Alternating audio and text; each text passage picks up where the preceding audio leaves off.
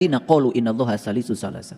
Sungguh tertutuplah orang-orang yang mengatakan bahwa Allah salah satu dari yang tiga. Itu Quran. Jadi ketika satu sudah bisa mengenali yang dua, itulah syahadat sejati. Dan syahadat sejati bukan kata-kata, tetapi penglihatan nyata dari pandangan kolbu kita. Itulah pentingnya kenapa kolbu kita harus terbuka.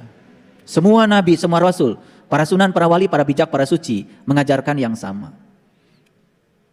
Itu sebabnya jalan menuju kebijaksanaan, kita mengenal diri sejati kita sebagai Sang Maha Cahaya. Makanya kalau kita sudah melihat sesuatu dengan cahaya di atas cahaya, semuanya menjadi terang benderang. Tidak akan salah persepsi, tidak akan salah proyeksi. Jadi beruntung kalian yang sudah dapat pencerahan. Makanya jangan heran, kita menjadi pintar tanpa belajar, cerdas tanpa berlatih. Itulah yang disebut dengan kecerdasan yang melampaui batas. Kita mengakses kecerdasan yang melampaui pikiran. Itu yang disebut dengan kesadaran.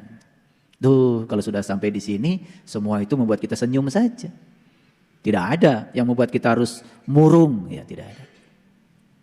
Bisa mengerti? Mana bacaan yang akan membuat kita bijaksana itu? Bacaan tentang pengalaman diri.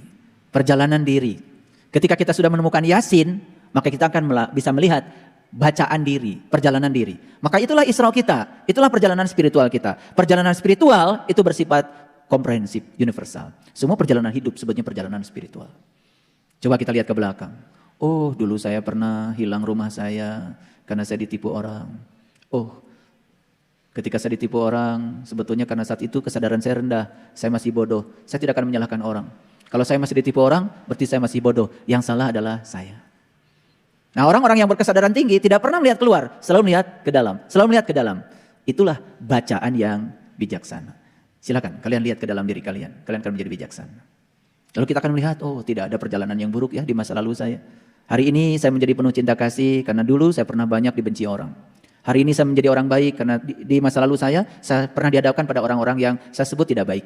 Hari ini saya begitu mudah untuk menerima segala kontradiksi karena di masa lalu saya terbiasa untuk menerima kontradiksi. Karena semakin menolak kontradiksi, ternyata kontradiksi itu semakin datang berulang-ulang. Maka tidak ada lagi yang harus saya hindari kecuali saya menerimanya. Makanya saya sering mengatakan pencerahan itu adalah saat kita menemukan tidak ada lagi yang bisa kita temukan. Pencerahan itu saat kita menyadari tidak ada tempat untuk pergi.